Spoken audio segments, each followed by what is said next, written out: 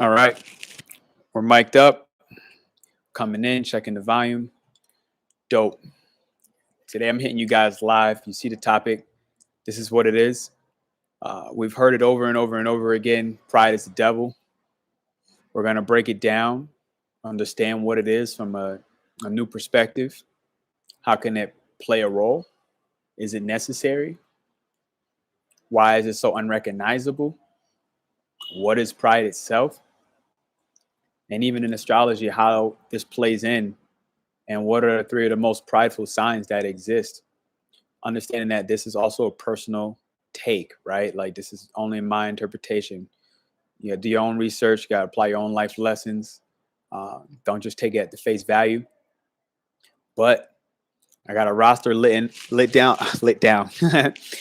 I'm ready to light this shit up. That's what I'm ready to do. I was meaning to say I got a roster of some things that I wrote down, not lit down. I ain't light it up yet, about pride.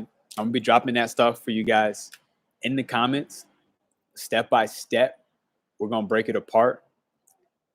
All the notes that was taken prior. So, what makes why am I specifically picking on? And I say this as an Aries, right? Like, I am an Aries. I have a Leo placement. I got some dominant Sagittarius influence in me as well. So each one, two, three, those all three fire signs in the zodiac.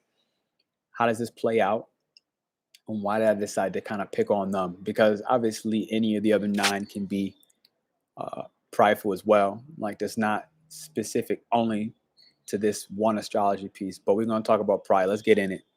When I look at pride, and I think this is something close to the original description, it's something that over and over, time and time again, it finds new ways to create and break illusions. For me, I recognize this even especially within my romantic ideals, the ideals I've had of romance, teaching, traveling, living around the world. And like, for Sagittarius, this one's going to be big. Anyone who's a Sagittarius listening, or even if you have some predominant Sagittarius placements, understanding that they are the rulers in the sense of long distance travel, right? As well as intellect and like sharing their mind, sharing their beliefs. And these are the areas that they may show up prideful. I need some water already. Leo shows up prideful in a way that it decides to express itself. Its creative expression is where it takes the most pride, where it will look at itself as better than or more than, or value its worth from a place where the perception is actually twisted, it's contorted, it's not necessarily objective reality. And it's the thing about pride, like, it's our own sense of accomplishments, right? It's our own sense of self. And this is kind of how it shows up for Leo. But other than that, Aries, which is what I am as well, this shows up. How does it show up for Aries? For Aries, it has the mentality of the emperor, right? It has the mentality of the boss. It will literally pride itself on the new ventures that it starts, the new businesses that it starts, anything new that it found a lot of passion from, a lot of enthusiasm from. And this is kind of where the pride shows up for that, where it may be tremendously selfish in the sense where it does not consider the needs of other people, right? And so this is the lesson for the Aries, like, to really consider the viewpoints of others and to make sure that yours isn't above all. So that's the key. And I had to learn this in my life in many, many ways. So we're going to kind of break it in. We're going to break it in. Recognizing that pride itself is really something that we inwardly direct, as an emotion. And it really is like, it gives us this false perception, like a corrupted sense of like what our own achievements look like. And it doesn't just show up like this. A parent could be super prideful. I could tell you, this is probably one of the places I learned it. But I know my mom was very prideful of my own personal accomplishments, even something down to like, whatever the grades that I may have gotten, or what I may have done in school specifically. And so I got an example later on, like, as we get into it. But first, let's try to like really like dive in, because I think pride is a very misunderstood thing. And the key thing about this is, this won't even really get searched. Why? Because a prideful person never believes they're prideful. And that's one of the key components, which is like ironic, right? Because literally, I'm telling you, this video will never even probably get searched, because then that would mean somebody has to admit that pride has been the real destroyer, the real destruction in their relationships. And that comes back home to you. And that's a lot tougher to swallow as a pill. And I think this is actually one of the reasons why I kind of labeled this like the dark side of pride, because I think it has a positive connotation as well, which you're going to get to. But I think the dark side of pride is the fact that same quote, you hear J. Cole singing, and the pride is the devil. You know what I'm saying? And I think that's the biggest reason why, because I know that it has its place. All right.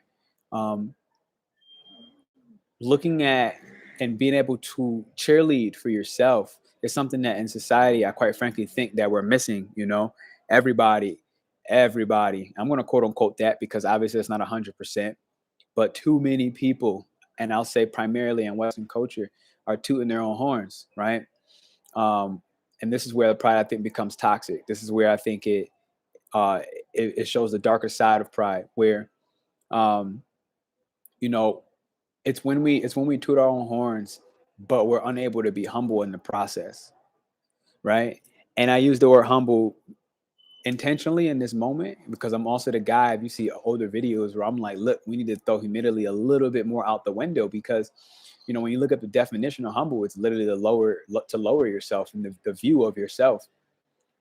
But when you're talking about this from a person who is, hubris being the excession of pride, it's very different. Like, pride is one thing, hubris is completely different.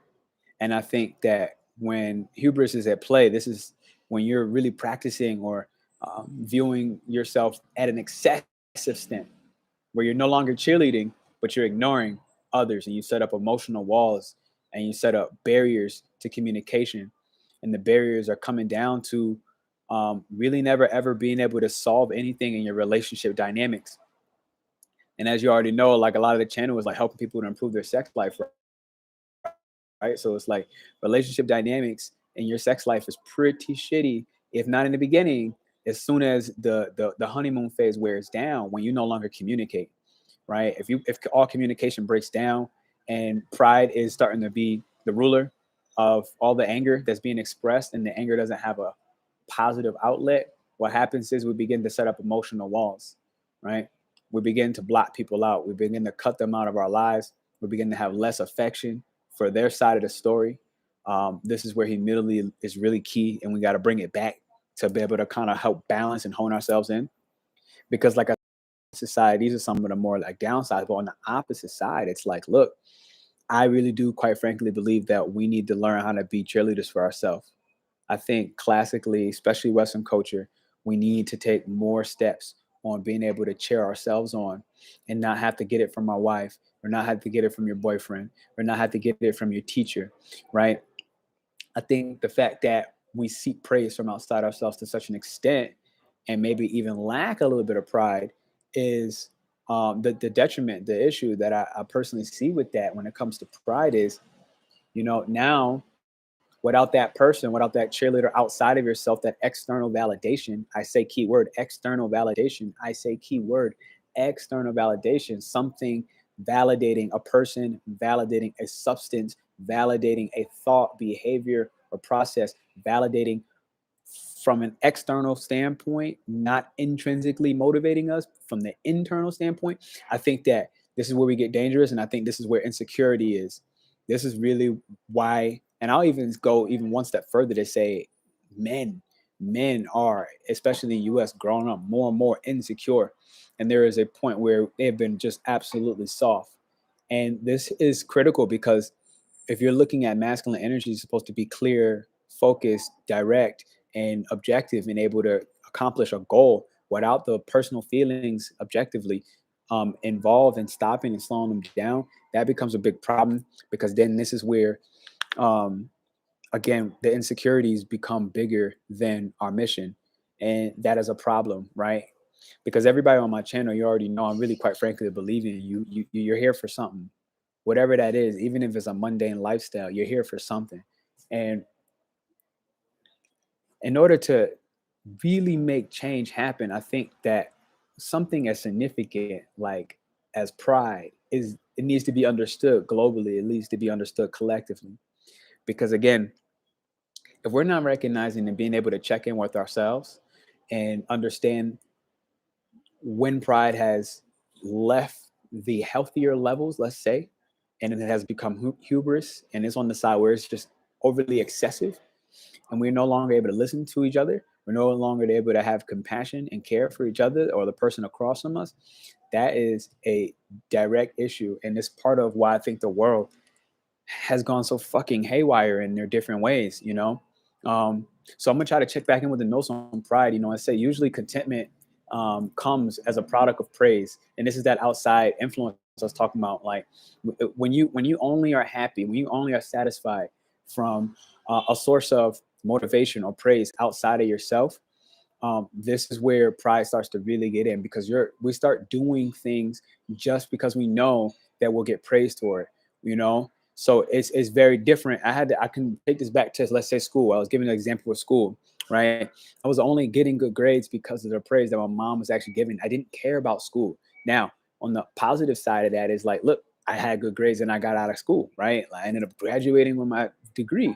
However, you know, at some point in my adult years, that came back and it slapped me in the butt in a different way, because I had to check in on where did the resentment also build.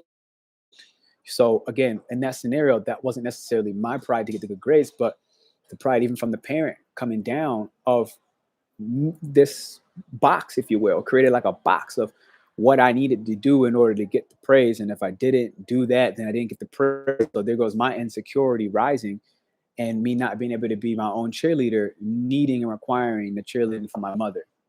So you see how that works out, where it's like, even in that scenario, it's a two-way street. Like, you know, mind you, we are what we attract, right? We are what we eat, kind of thing. So it's like, if if I can recognize somebody across me being prideful, I need to ask myself, in what ways am I being prideful? And I need to ask, at what point has that pride become toxic and has become out of order? And what point has that pride actually helped me to keep pushing forward, helped me to keep accomplishing new things? So that's why I literally say at the title, you know, is pride the devil or is it necessary? Um, Recognizing that, again, wherever your chart is, in my personal opinion, if you look at your full astrology chart, Aries, Leo, Sagittarius, these are the ones. You're the guys where I look at pride as something that is something we need to really, really check in with, because the fire signs are visionaries. This is the key thing about fire signs: Sagittarius, Leo, and Aries. They're visionaries. They see forward. All right.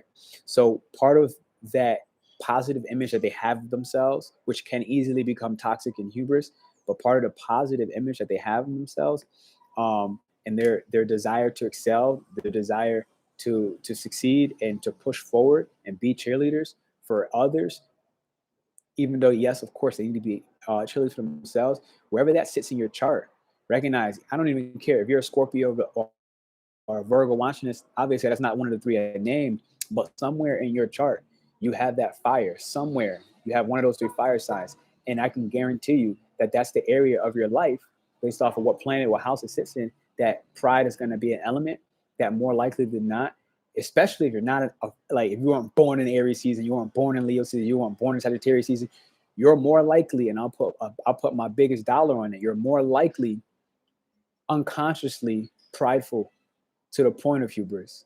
More likely, because it's not part of your consciousness, right? The sun, your birthday, whenever your birthday, that's part of your conscious mind. So if it's not in that space of your consciousness, then it's somewhere tucked within inside your behavior, somewhere it's tucked inside of your conditioning and your, your patterns that you may not fully be aware about, or most likely not at all. And so it's also like, again, personal opinion, if I look at this Aries, Leo, Sag, for them to be able to find the humility within themselves. I'm talking about myself as an Aries, be able to find the humility within myself, to be able to actually check in with what areas of my life have pride run me, what areas of my life have allowed relationships to be destroyed prematurely, all because communication shot down, and that fiery part of me decided, you know, expressing my emotion or expressing my anger or expressing my rage was more important than the concept of getting the point out that needed to be gotten. You feel me? Like that the partner or whoever I was arguing with, because it takes two. And this is a big lesson in my last relationship that I recognized, because the arguing stopped. Like but it stopped in a painful way, in a sense where it didn't stop and I cut off my emotions. And that's what made it painful, because I didn't do what I used to do, right? And this is with me kind of waking up from my own cycle. It's waking me up from my own patterns of like, oh shit, Pernell, like, you know what? This hurts more right now. Like, this, quite frankly, hurts a lot more. And it didn't used to hurt. And I didn't even barely recognize what was happening. But why does it hurt? Why is the anger rising? Why is the rage rising? What's happening? And I had to check in with myself. And the reason it hurt is because I'm letting it hurt. I'm, I'm sitting there and I'm opening the door to all the parts that I once upon a time avoided. And I'm like, damn, you know what? This hurts. This is the reality. That's just what it is. So let's check in with some of the definitions written down for pride. The love of one's own excellence, right? Like, especially like if it's coming from an egocentric standpoint, like the love of one's own praising myself to the point where it's so excellent that anybody that has not gone outside their own country is pretty much bottom of the barrel. And that's not true. And we got to check in with that. I recognize pride. I got this second here as something where, you know, it's a sense of our ego manifested. Like in physical reality, like an ego is not a physical, tangible thing, right? It's a construct. It's a way for us to try to explain how we show up in our identity. How's our identity show and manifest in real life? How is it expressed through communication, through language? And when it shows up, you know, we gotta check in. I put right here just some signs, like some signs of pride. It's like, and the two things, it can be a vice or it can be a virtue. And it's ironic, right? Because I'm not a really, really big Bible guy, if I'm being honest. But I come across verses, right? I grew up in the culture, and pride is often in the Bible. And it's ironic because in different parts of the Bible, it's basically bastardized, it's demonized. And in other parts of the Bible, it's telling you where it's necessary, where it's okay. So we gotta check in where, like, you know, the conditionings that we were set up with. You know, which one did we give credit to? At what point did we really not listen to the message? Because again, like we said, people with the most pride are unable to probably watch this video. They're probably unable to hear the symptoms of how it shows up. And so, yeah, I literally distinctly remember a part where like it was a vice and it was a virtue. You know, when it becomes hubris, that's when it's definitely a vice, right? That's when it's definitely an addiction that we got to check in with, or if not an addiction, it's definitely a behavior that we got to check in with, because it's holding us back from learning new things. It's holding us back from experimenting and recognizing that, you know what, I am one person out of 7 bill, right? One person out of 7 billion people. Am I really the smartest? Am I really the sexiest guy? You know what I'm saying? Like, do I really have the best car? Whatever it is, check in with your accomplishments and ask, you know, which one of my accomplishments am I so prideful of? Uh, I had put out for number 5, like, if you can't be open, like if you literally can't be open, then check in where the pride shows, right? Because prideful people really, really struggle to be open. They really struggle to believe that anything else is anywhere near equal or relevant to theirs, right? Generally, they're closed. Prideful people are generally closed off, and it's like there's no need to listen. There's no need to listen, because at the end of the day, what they say and what they feel and what they think is the way, you know? So I put right here, and um, bang. So I put right here, you know, one of the troubles that I see with pride is, and I kind of said this already, but just to really like run the notes through, right, is the one that needs to hear it the most usually is the one that won't listen. Meaning like the Aries, the Leo, the Sagittarius, those are two pride are usually also the most arrogant. And the part that sucks is they generally have to suffer at a certain point, at a certain point. Um, Prideful people, I think, get some of the most painful lessons, because God, your creator, call it what you want, universe, um, eventually that pendulum swings and karma strikes back. And when it comes back, those are the moments where, again, if they're still unable to listen, while they have to go through that next traumatic moment or that painful experience that's trying to get them to wake the fuck up, then the pain's going to just have to get greater and greater, and the suffering becomes more and more intense. So you find yourself suffering, maybe ask yourself the question, like, am I closed off? You know what I'm saying? Like, am I closed off or am I open? Am I able to listen to people, or do I only want to talk? And one of the things I heard that was really, really amazing is um, to be quick to listen. You know, I learned that be quick to listen, be slow to speak, and be slower to anger. Now, obviously, that's something that be kind of put into practice, and it doesn't make it very, very simple, right? It doesn't make it like, all right, this is automatic. Like I'm gonna be slow to anger, gonna be slow to speak, but I'm gonna be quicker to listen, right? Because we know that in reality, not the most people are really, really quick to listen, and more so than they want to speak. Um, I have put right here, we've heard this all the time, right? I see you checking in. Thank you, appreciate it for sure. Um, you've heard at one point that pride is one of the seven deadly sins, and I don't know how accurate this is or isn't, but I think it's worth mentioning at bare minimum that I heard that pride is basically one of the seven deadly sins, but it's also basically like the root. It's like the root. It's like, because again, pride can't see itself. And there was a movie a long time ago with Morgan Freeman. I think it was called The Seven Deadly Sins. And it was seven deaths, right? It was a death for each sin, and gluttony and um, pride and all the rest, wrath being rage. And I think if I look at it and I consider right now, I'm pretty positive that almost, not in every way, but in some ways, actually, maybe every way, the last guy died from pride, and it ended up getting his wife killed, right? Like he basically was the reason why his wife died.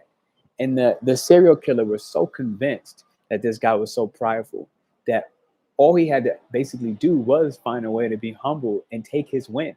He caught the killer, take his win, but he made that one extra push.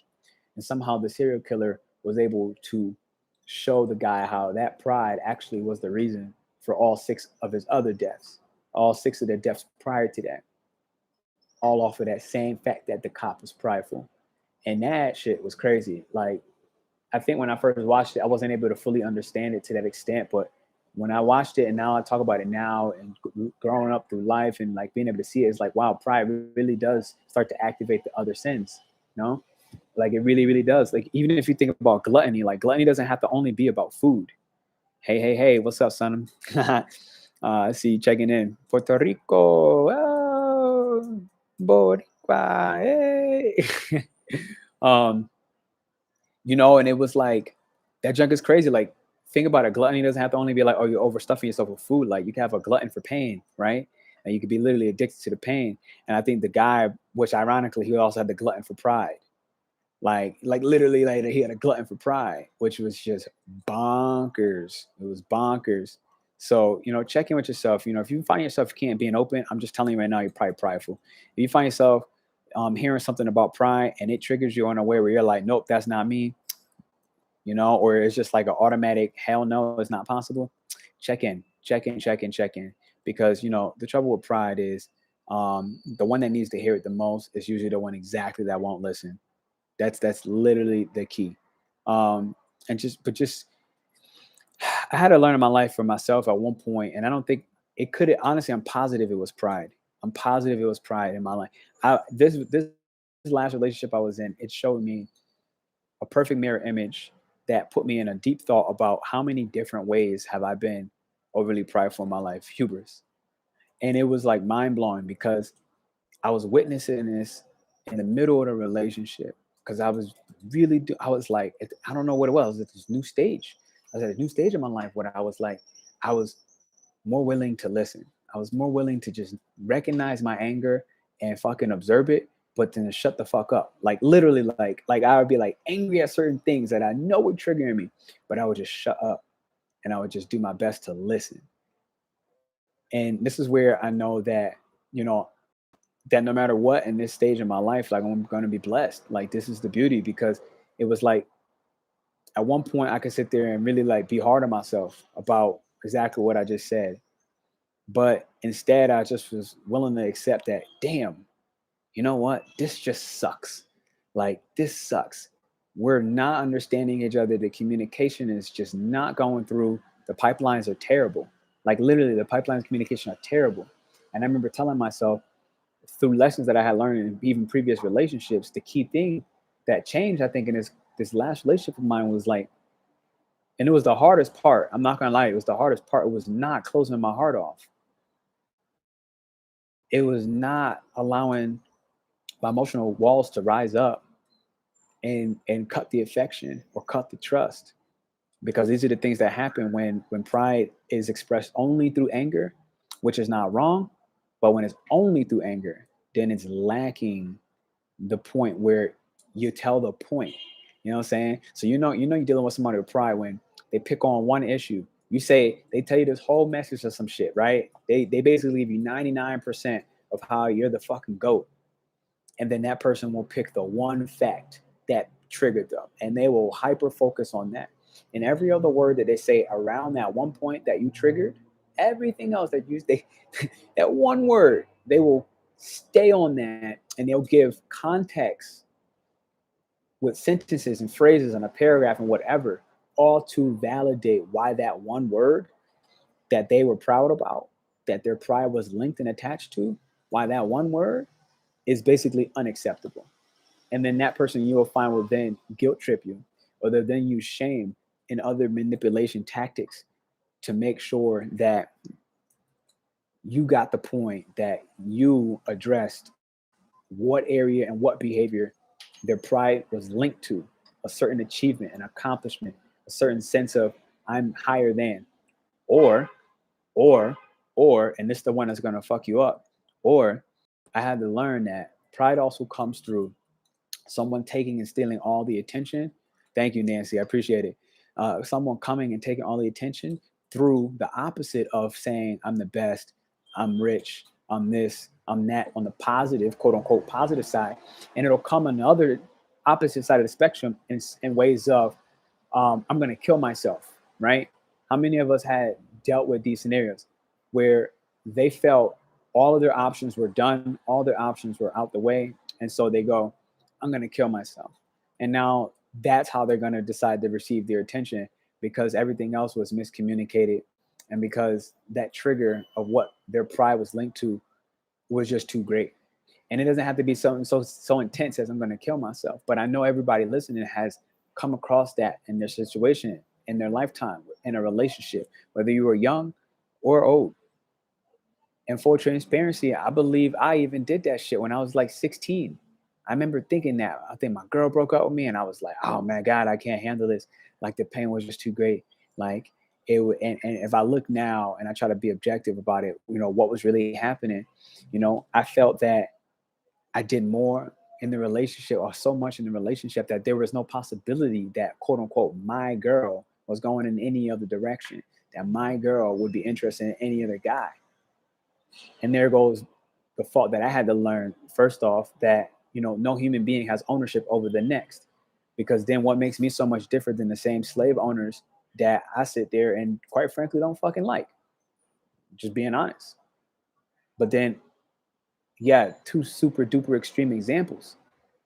Sure, you can sit there and pull it that I was 16 years old, but this is the thing. Like, if we're doing this and we're being conditioned, and in the youth, and we don't catch it then, which we don't, well, you damn sure can't tell the adult. You damn sure can't tell the grandpa or the grandma. You feel me? So like, especially the one that think they already been around the block. They already know everything. So you definitely can't tell them.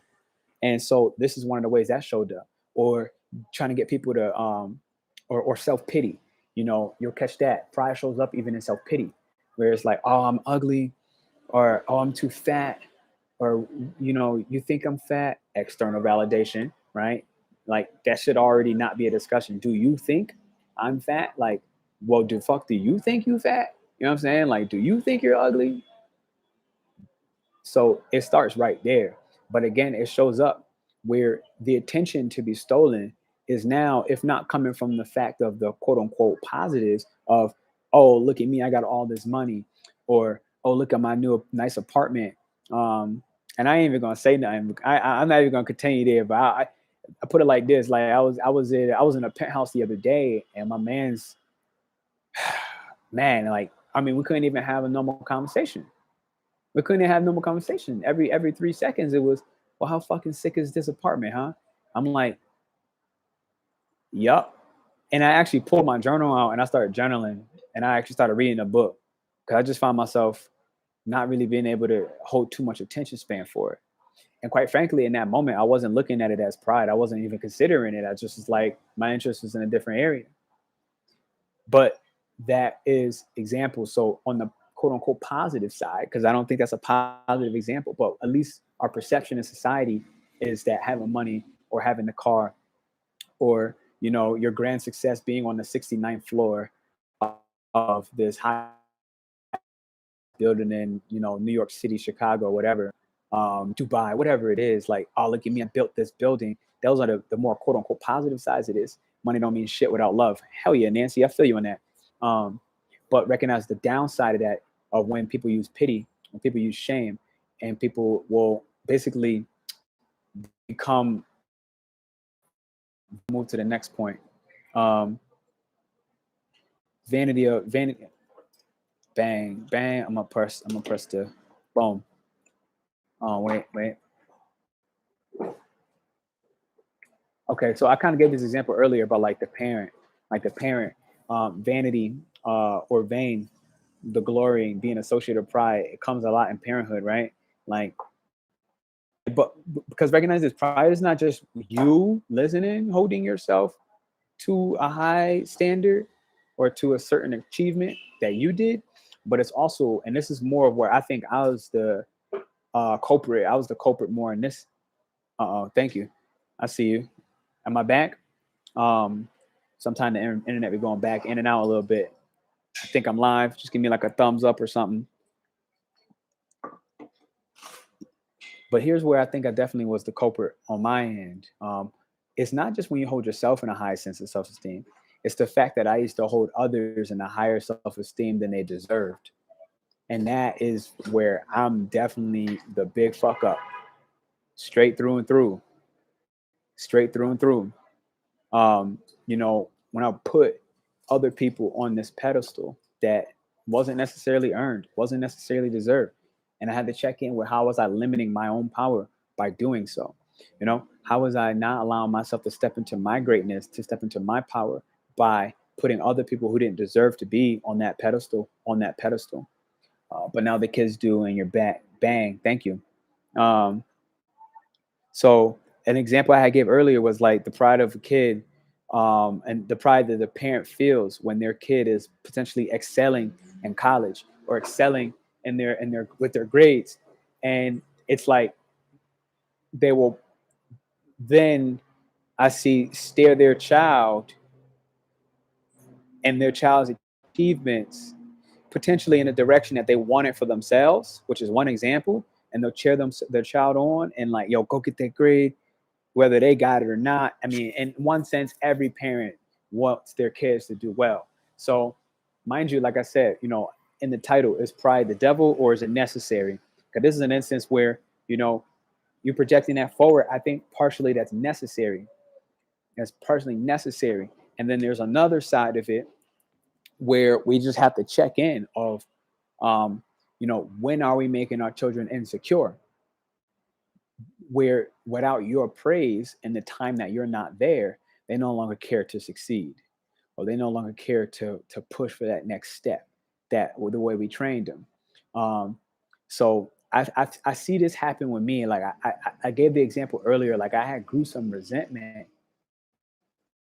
and I had to go back and kind of make up for the resentment that I had towards my mom, who really just was like, she pushed me to go through college, and that's a fucking amazing thing, and I'm glad she did.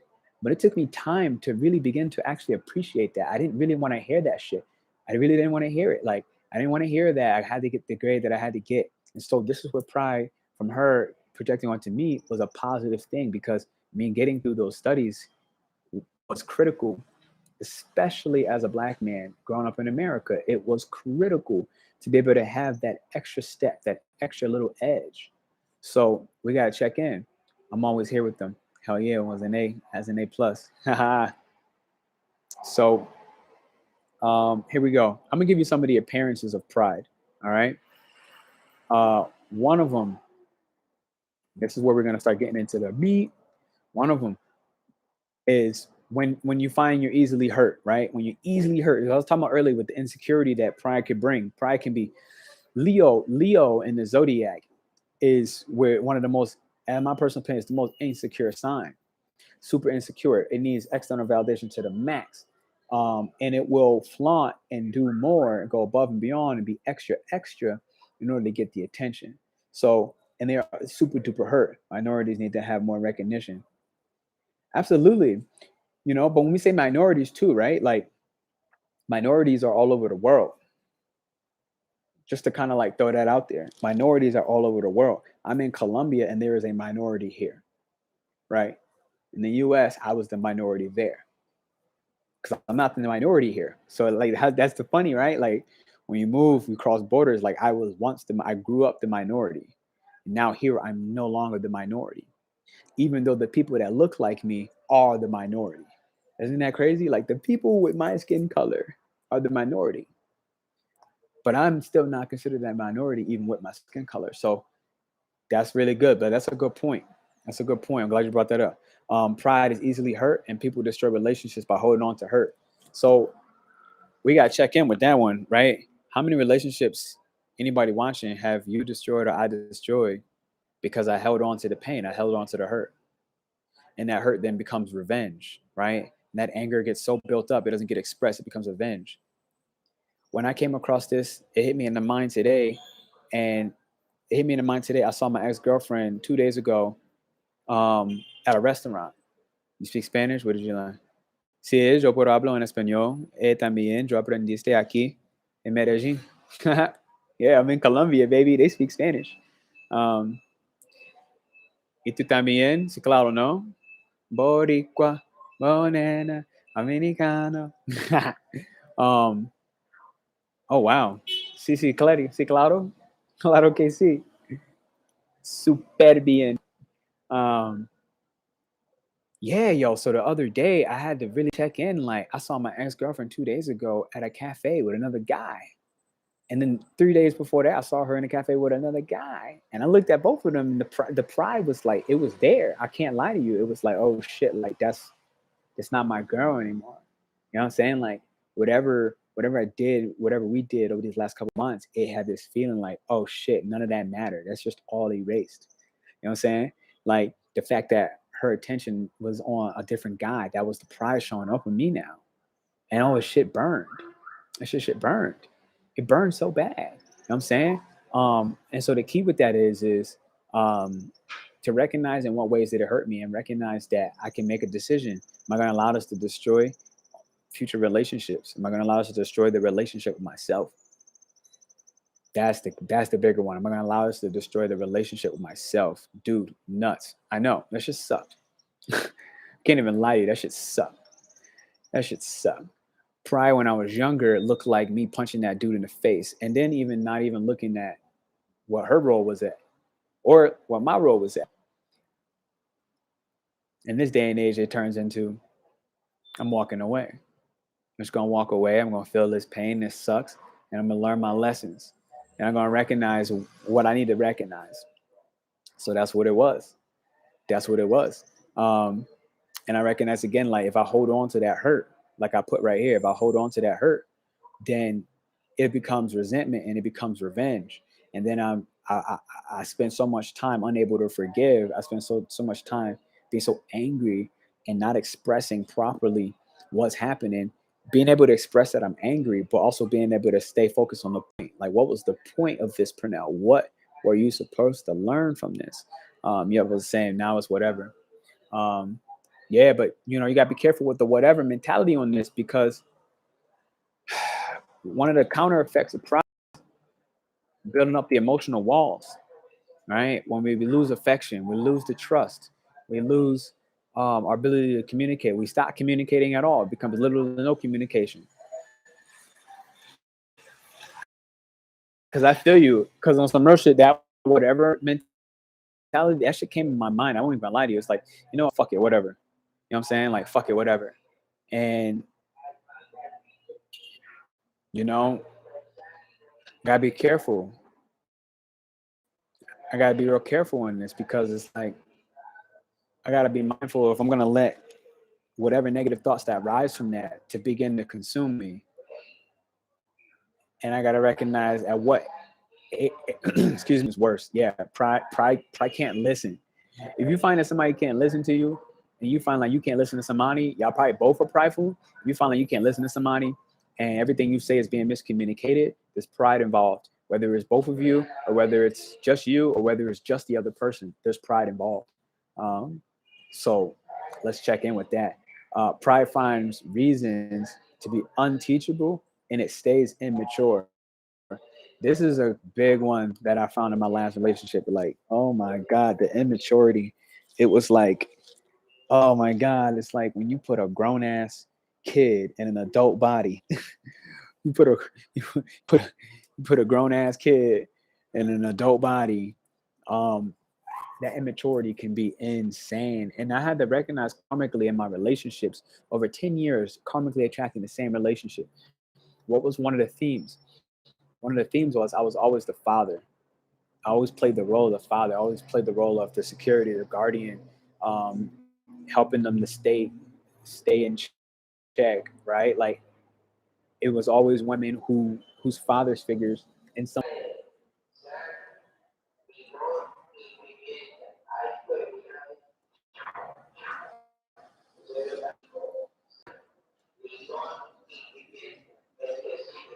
Uh oh, I think I just got back.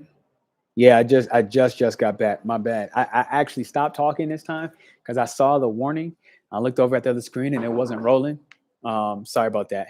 There's a lot of other digital nomads working here, so sometimes when a lot of bandwidth is being used, things don't always go through.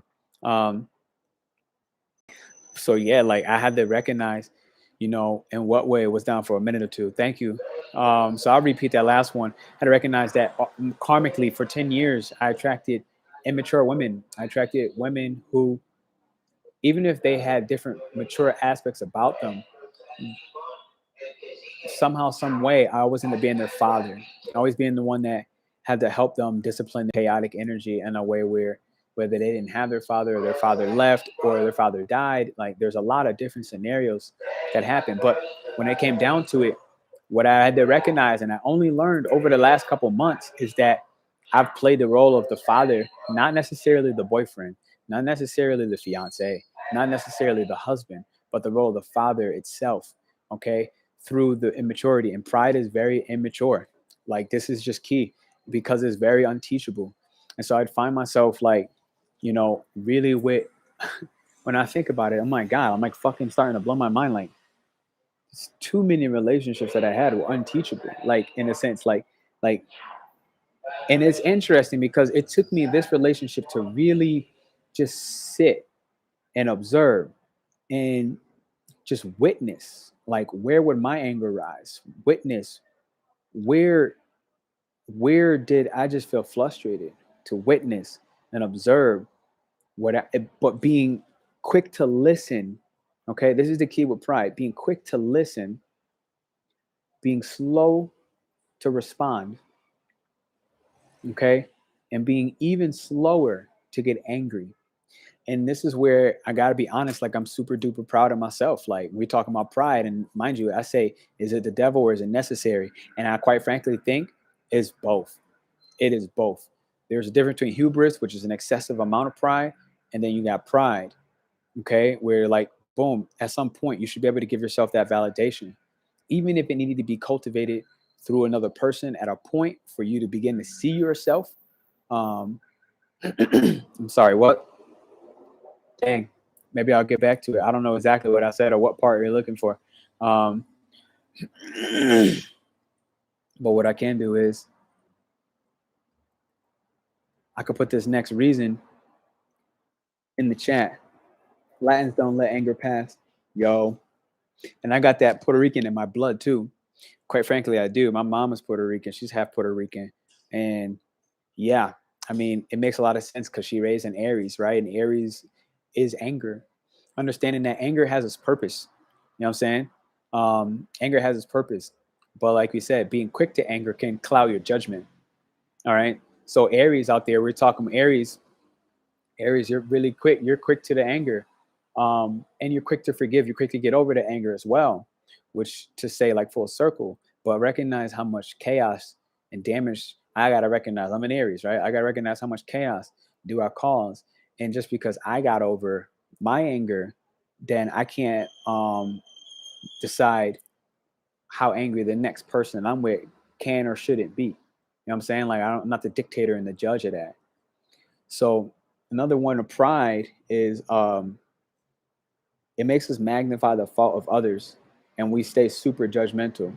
All right. Like we just can't get out of criticizing the next person. We cannot get out of criticizing the next person. So this is where pride really, really shows up. A whole lot of my teenage year. Bella is Aries. Yup. A whole lot of it. My teenager, Bella is Aries. Oh yeah. Anger, quick to anger, especially when she's younger. So, you know, it's interesting. You're the mom of an Aries. I can definitely um, give a lot of insight from the opposite side.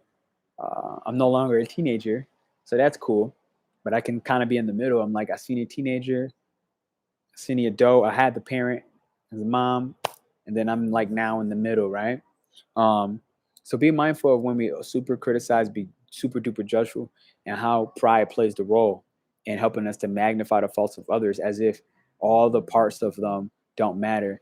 And this is really what, if I'm being honest, this one used to kill me the most. Like, no matter what, like it was really tough. And my last shorty had these Virgo parts in her. She had these Virgo parts in her, and I'd watch her criticize herself so much, but it would come off as if it was coming towards me. In the beginning, I used to be quick to the anger, like, "Yo, what the fuck?" Like, right? Like I used to literally. I was in the beginning. I was quick to the anger. It's like, "Yo, like, why are you coming at me like that?" Then I had to stop. I had to pause, and I had to start recognizing that, like, fuck, that person was actually criticizing themselves tremendously. They were magnifying their own shit, and I had to just start pausing and just be slow to speak, be quick to listen, be slow to speak, and be slow to anger. All right. And the thing is, what's beautiful about this is not to get rid of the anger, right? I'm not saying that anger has its purpose, not to get rid of the anger. I say be slow to anger, because at one point, especially in the beginning, I was slow to anger, and near the end of the relationship, I mean, I was quick to anger, and the ending, I was slow to anger. I was like, all right, let's try to figure out what's really happening. Like, let's try to figure out what's happening. What's up, daughter? Um, I mean, I'm saying this as an Aries, right? So this is critical. I'm saying this as an Aries. I had to start learning to chill out for a second.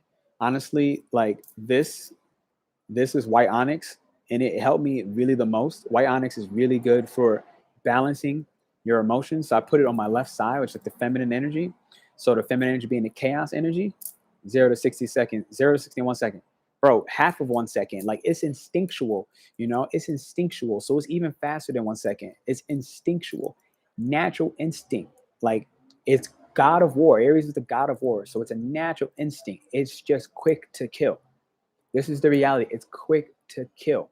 So if it's threatened, if it's hurt, but understand this. I look at Aries. Aries is a spiritual gangster. I mean, well, yes, that too is a spiritual gangster, but I meant to say it's a sensitive gangster. Aries is a sensitive gangster. So it's like it's quick to anger, yes, but it's also quick to anger because you know what? It was naturally sensitive. Like it's naturally sensitive, and it has a big fucking heart. Like the heart of an Aries is so tremendous. I speak about this from personal experience, and I'm gonna say that with pride, proudly. Like my own confidence. Like, look, you know what? Aries have a huge heart, and they're able to forgive really quickly, and they're able to be hurt and forgive again and hurt and forgive again and hurt and forgive again and hurt and forgive again. So just as quick they are to be hurt, they're also quick to forgive, which is what also put me in many ways throughout my relationship cycles through a lot of fucking pain, because I would be too quick to forgive. Okay. Like, but not too quick to forgive others, but not quick enough to forgive myself. Ooh, one in the head. I'd be too quick to forgive others, but not quick enough to forgive myself. I will be too quick to forgive others, but not quick enough to forgive myself. That's the lesson for an Aries. I just learned that lesson right now. I just learned that lesson for myself right now. Pride blinds us from our own personal sense, all right? And it hardens our heart, all right? It makes anger, it turns anger eventually into revenge. Like I said, anger has its purpose. But when we stay blind from our part in this, when we stay blind and we don't take any guilt on our own behalf, we don't take no guilt, and we just look to blame the next, we got to check in. Of, is that coming because we just hardened our heart? You feel me? And we got to check in of when we start having vengeful thoughts, when we start wanting to take revenge, we start wanting to destroy the relationship. We got to check in, because that's a very big sign that pride is at play. It's a very big sign. And Aries, Leo, Sagittarius, pride runs within your blood as fire signs, as visionaries.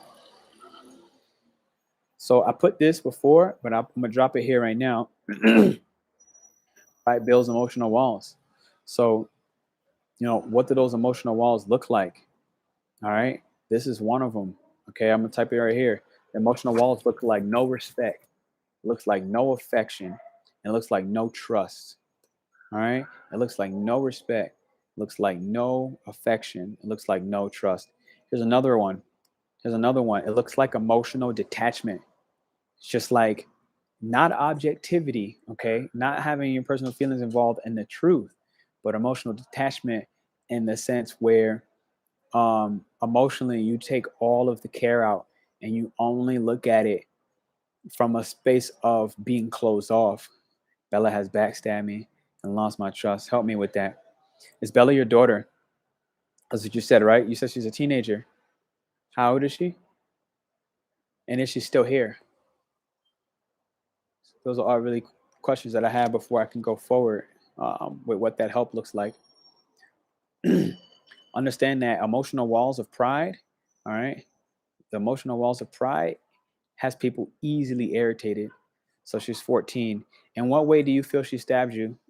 Or what way, how do you feel she's backstabbed you?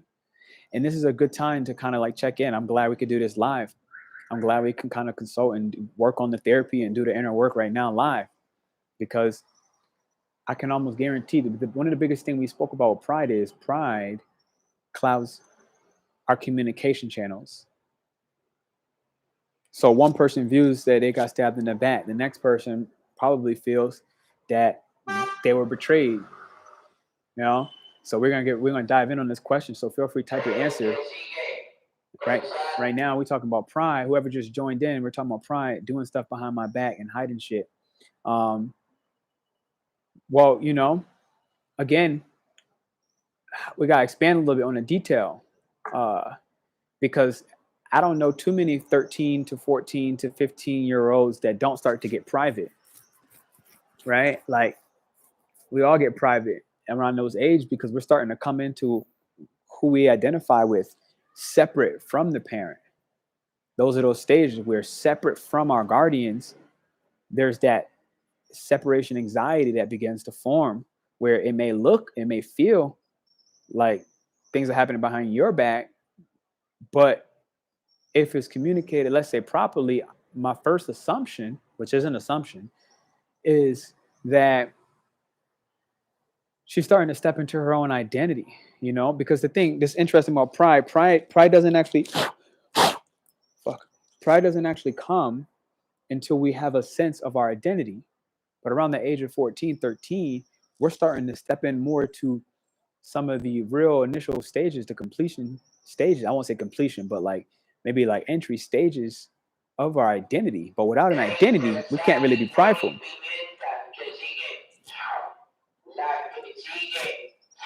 But I'm definitely listening. Got my food, guys.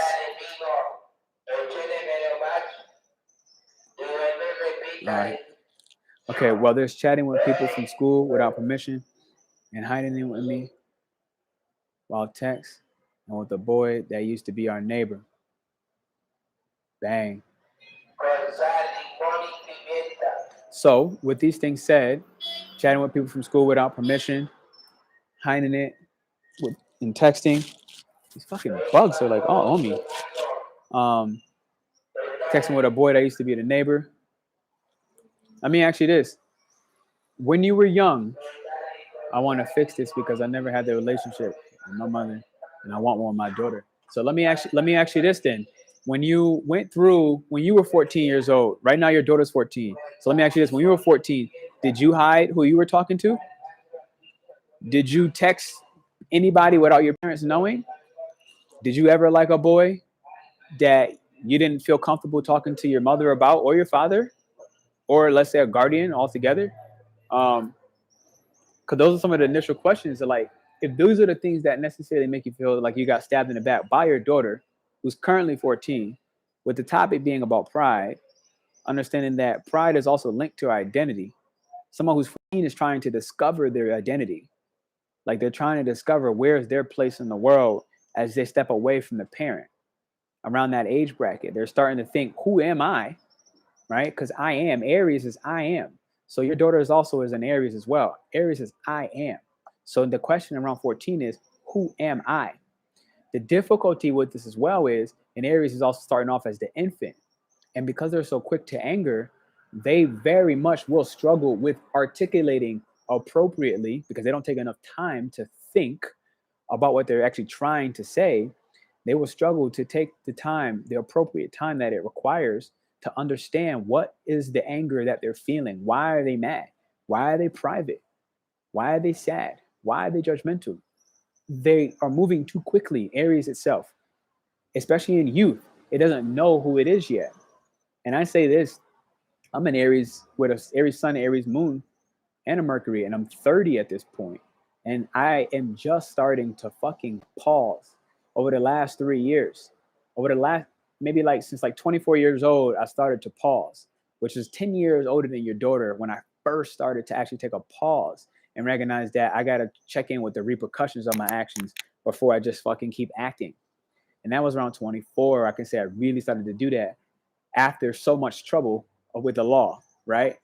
Which was what had to actually take me out. Let me look at what you're saying.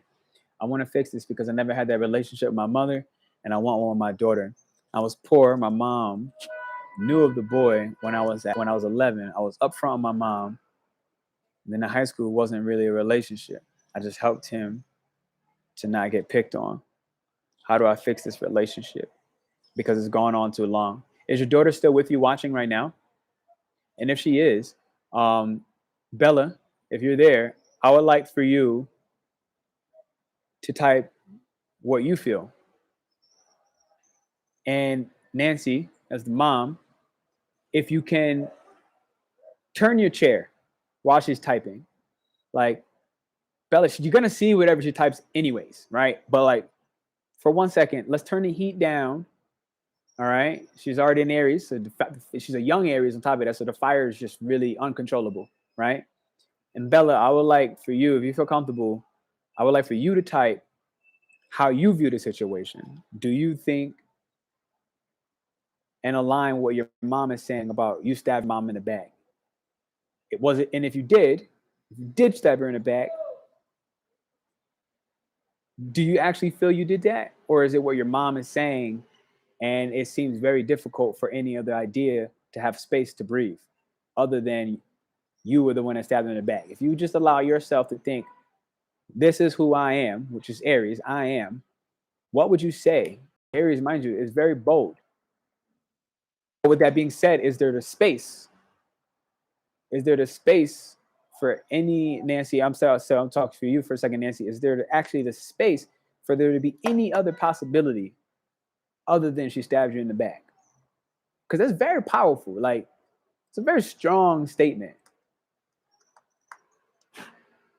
And there's a lot of pain associated with that, two ways, not just one.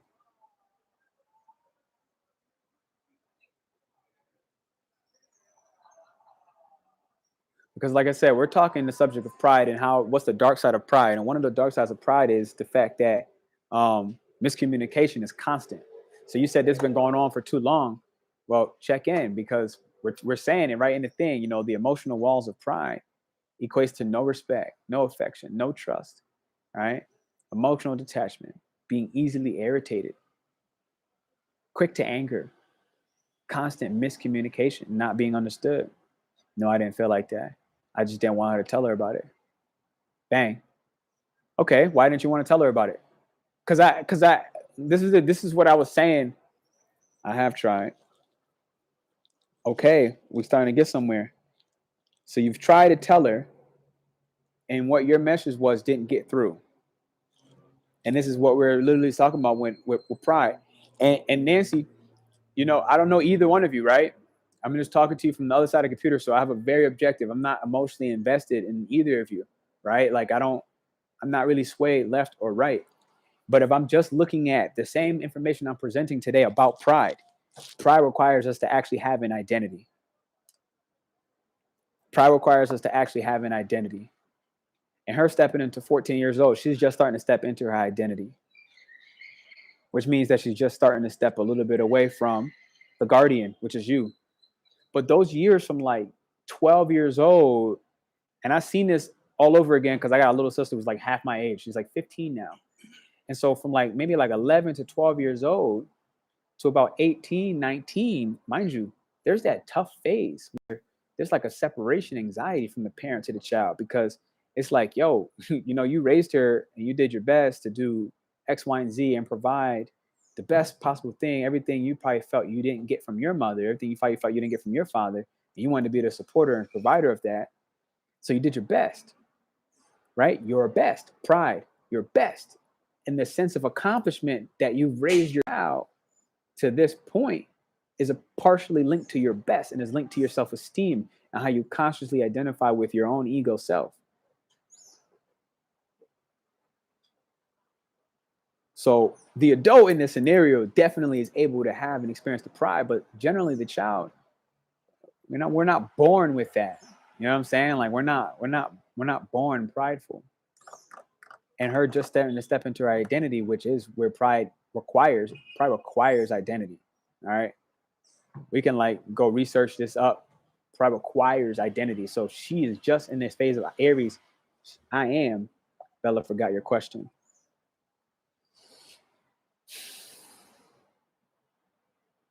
The original question was, do you feel like you stabbed her in the back? And you said, no, I didn't feel like that. So that was really you answered it. You didn't feel like you stabbed her in the back. You just didn't want to tell her about it. Which is, in my personal opinion, I think it's okay.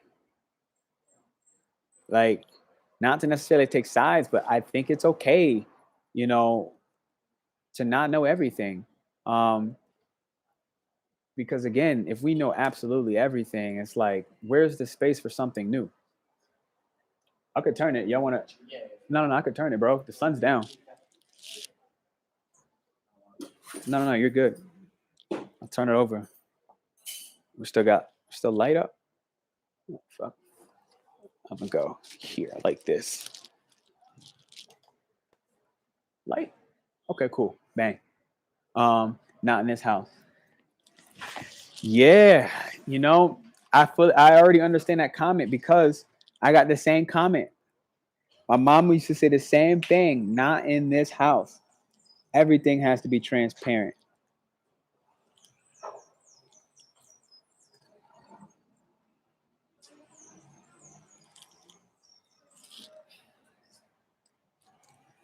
You're the parent. There's nothing that I can say other than to allow you to have that comment. Everything has to be transparent. There's nothing for me to say.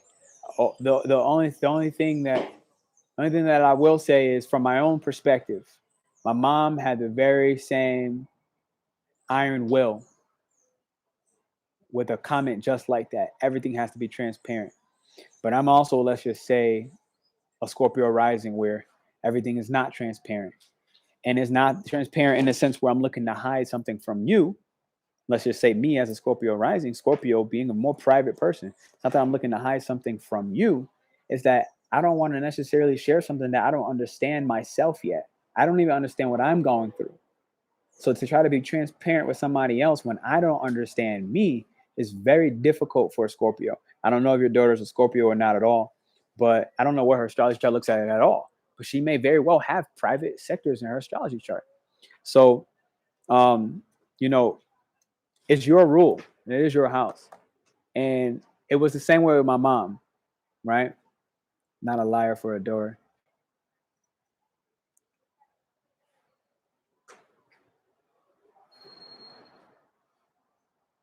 Yeah, I mean these are very tough. You know, like I'm just picking up on keywords. My daughter stabbed me in the back. I'm not gonna have a liar for a daughter, right? Like very tough space. It's a very tough space for a human being to be a human being who's evolving at that. Because I can only speak for myself, right? Like I used to feel the same suspicion that my mom had of me. My mom used to have a tremendous amount of suspicion. She was just waiting to catch me in a lie. She was waiting to catch me in a lie. However, I never lied. But to deal with the constant pressure that my own mother feels that I'm lying is a very tremendous burden.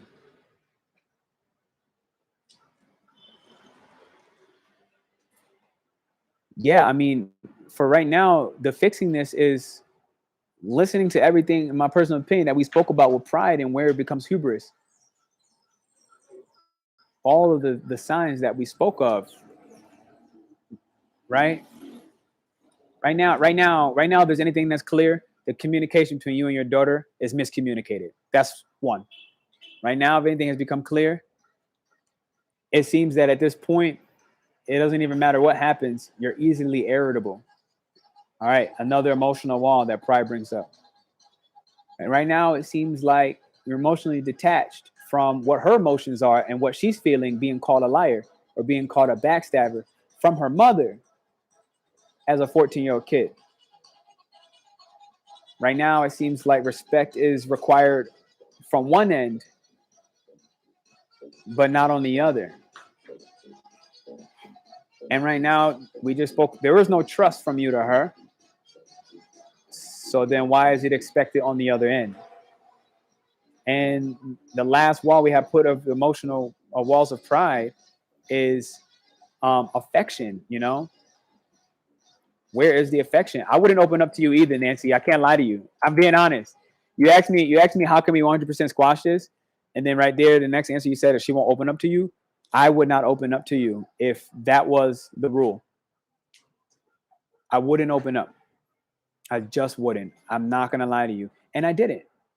When this happened, when the same things came from my mom, I didn't open up. I closed all the way the fuck up and I shut all the way the fuck out. I shut my mom out entirely, 100%. I shut her out because it got to the point where the pressure was so much that I was going to blow.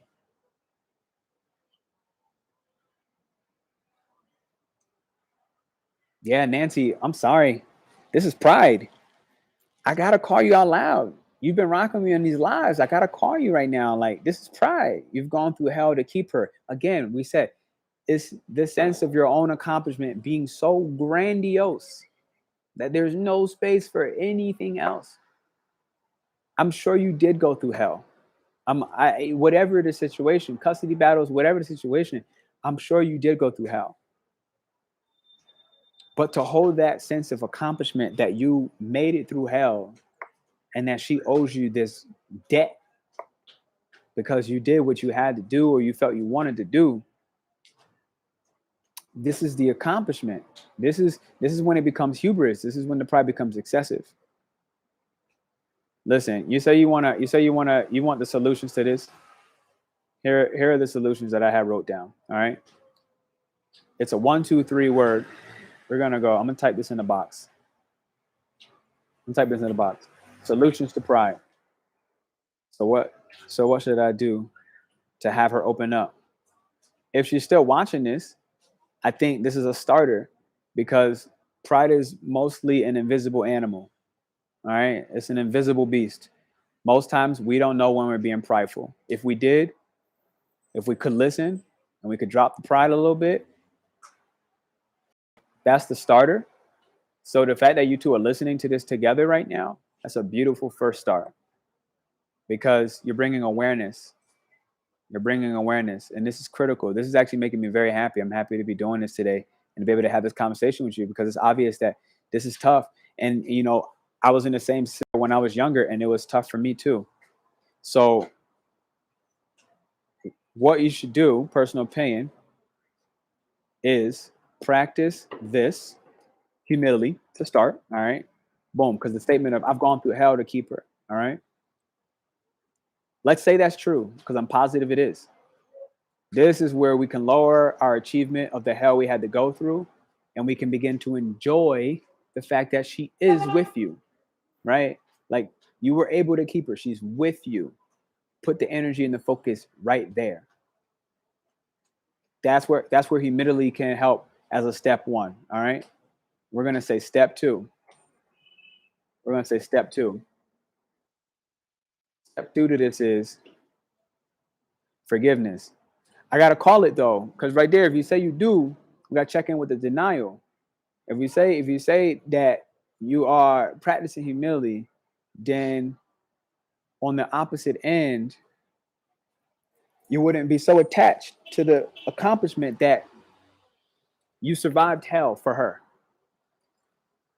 And in reality, like, did you survive hell for her, or did you survive hell because you did not want to repeat the same relationship you had with your mom? Because then the whole thing changes. It's nothing to do about you and your daughter. It has nothing to do with your daughter in that scenario. It has everything to do with you, which is where the humility can play a big role and allowing you to open your heart back up and lower your emotional walls. Here's the second one: forgiveness. Forgiveness. Forgiveness. We talk about the solutions to pride. Forgiveness. Okay. I highly recommend that you start getting some movement, especially movement in your hips, because we store a lot of our emotional pain and our trauma in our hips, right? Part of the hell that you're talking about maybe even had been partly about birthing her. Maybe there were some complications during the birth, and there's a certain trauma left in the womb, and it's time to do some womb healing, like literally the womb, right? Is that a butterfly or a moth? It's a big moth. That's transformation right there, and it's a transition. Um, yeah, I just saw a moth. Whoever's watching this live, this means that we're going through a big transition. Forgiveness is the last thing I was talking about when this came up. So practicing forgiveness not for anyone except for yourself right now. Like, you don't need to forgive your daughter. Forgive yourself. Maybe even for if you checked in with the fact that you have emotional walls up, and they're emotional walls of pride. Father trying to kill all three of us back then. Yeah, I believe you. I believe you 1,000%. I believe you 1,000%. And this is tough, right? Because I can tell you, like, growing up, me and my own mom, I can see that the struggle she went through was just not fair. This is the truth, right? The struggle she went through is just not fair. What she had to pull through is just not fair. It's not fair. It sucks, and it sucks for her mostly. It's just what it is. But again, whatever a sense of accomplishment you felt to be able to survive that scenario where the father tried to kill all three of you, which is a very serious and dire matter, right? Very serious, very dire.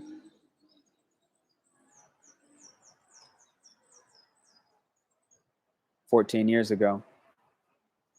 Yeah, this is the second one we put up, was forgiveness. Second solution, right? It was 14 years ago. Start to forgive there. You wanna know how you help mend the relationship with your daughter now. Start there, recognizing that 14-year pain, it's time to transform it. I just saw the moth. I just told you when we were talking about the forgiveness. It's just saw the moth. It's time to transform it. And remember everything we just learned today on this topic of pride. Anyone who is unteachable is definitely stepping all the way in their pride. If right now Let's say you're asking, how do I do this? How do I get over this? How do I move forward? Right? And then you're unable to actually receive that.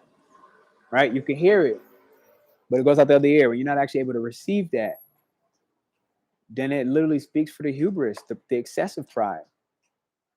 Where it's like, again, prideful people aren't teachable. You can't teach a prideful person. You just can't.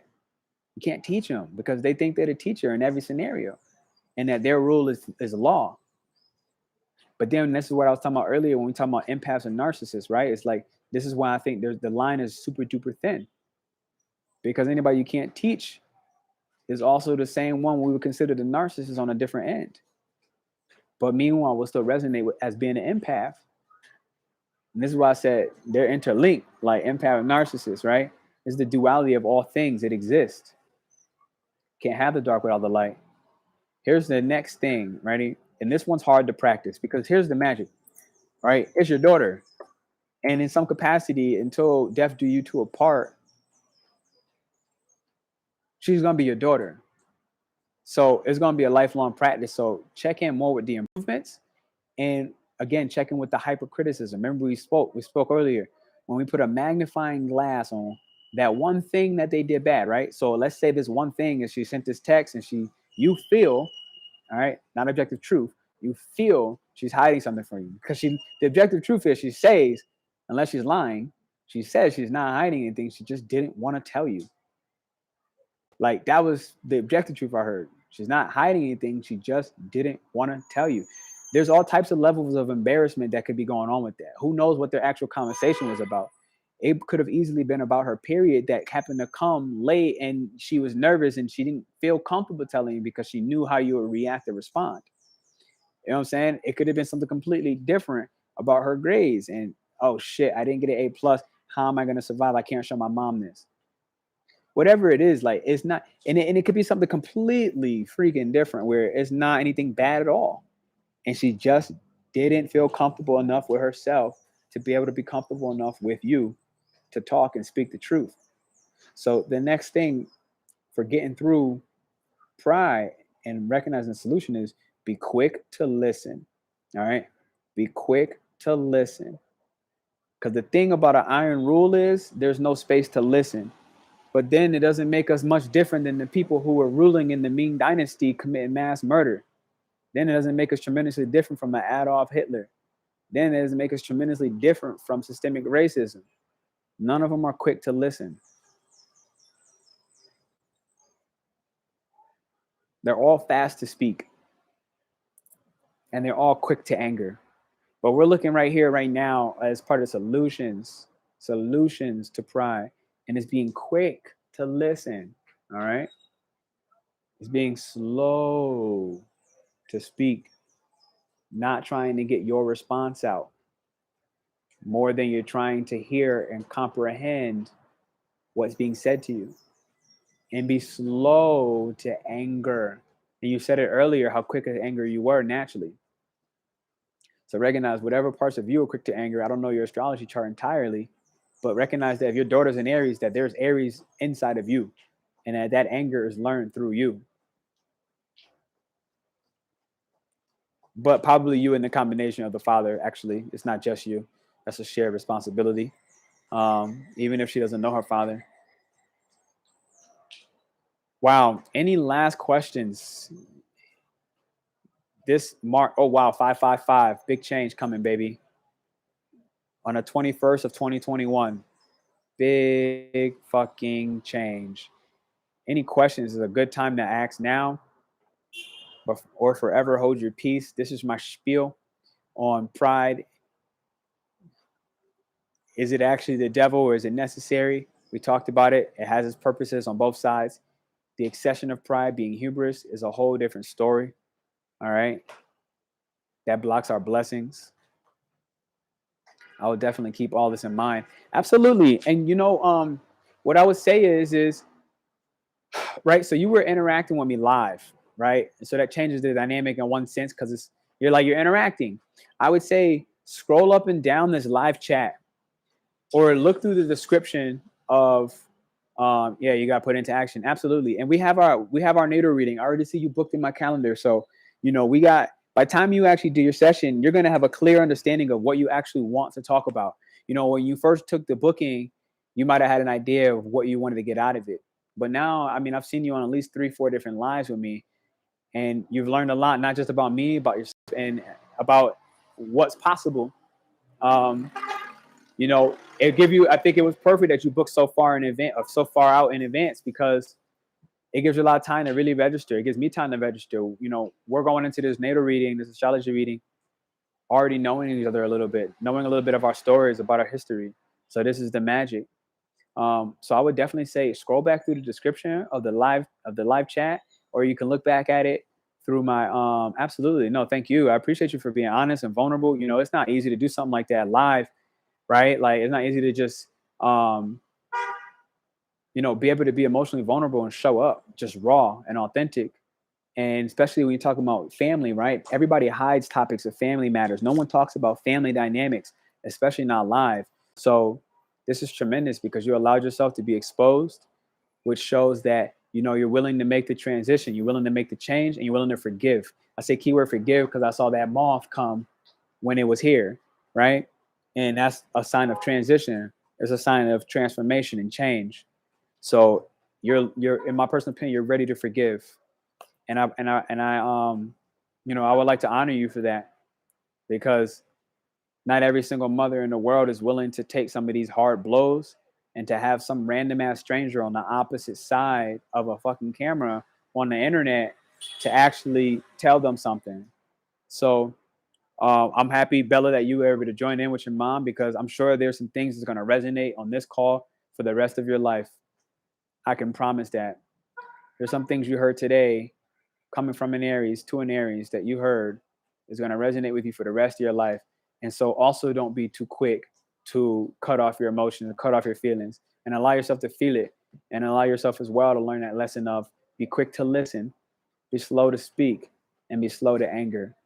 Because when this happens, we begin to recognize that most of the bullshit that's coming out of somebody's mouth that seems like it's hurting us is just their bullshit. It's just their magnifying glasses on their own criticism against themselves.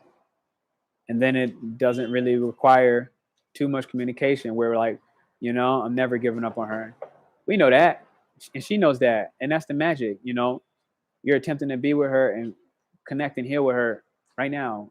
So that's very clear. I love you both. Thank you all. Everyone else that joined in. Definitely anybody else looking to book a natal renewal, do that. Subscribe, like this channel. I would appreciate that tremendously. Share with somebody else. I know you won't. Absolutely. Why would you? Why would you turn your back on your family? There's no need to, especially not your immediate family. And yeah, it's starting to finally get dark on this side. As you guys can see, I've turned into a crispy black. Hey, let there be light. I got all my servants working for me. I'm just kidding. They just turn on by itself. That's cool. Just as I was saying it, let there be light. So I'll see you all soon. Happy Thursday. Checking in. Absolutely. I love you.